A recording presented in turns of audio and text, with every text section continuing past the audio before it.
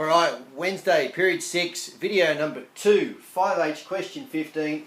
We're going to be sketching this thing, y equals x log x, ln to the e. Now, it asks you to find the domain, the x-intercept, the turning points, the nature, and then to draw it. I'm going to do the whole lot in one go. You're probably going to want to watch this video half a dozen times at least and slow it down. But anyway, have a go now. Try and get as much of those things done as you can without looking, and then have a look. Press pause.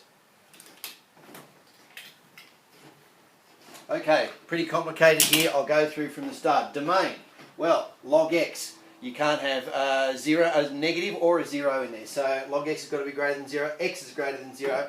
If we write that in interval notation, x greater than 0, less than infinity, brackets.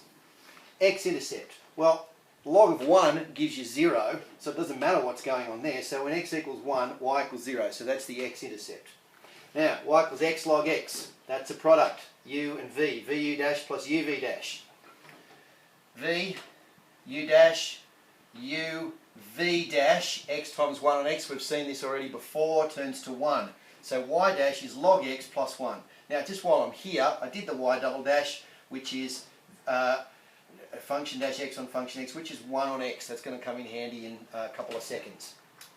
Alright, turning points occur. Y dash equals 0. Log x plus 1 equals 0. Here's a trick coming. Log x equals minus 1. Now, I can't really solve that. So, remember you can do anything you like to both sides of the equation. So let's raise each to the power of e. And I'm doing this for a trick. You've never seen this before. E to the power of log x equals e to the power of minus 1. So I put an e under there and an e under there. E to the power of log x is just x. Remember those two are an inverse relation. And e to the minus 1 is 1 on e. So that turning point there is at 1 on e, which is 0.36. I think Hugh McIntyre was good on the calculator with that bit. So I chuck that back into the original equation, and I get 1 on e log 1 on e. Log of 1 on e becomes minus 1. Check it on your calculator. So at x equals 1 on e, y is minus 1 on e. There's your turning point. Okay, so that's 0.36 minus 0.36, I think is right.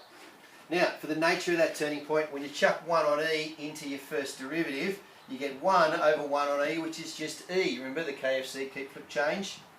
Alright, which makes it, so that's positive, which makes it a minimum. You get 1 mark for that, remember.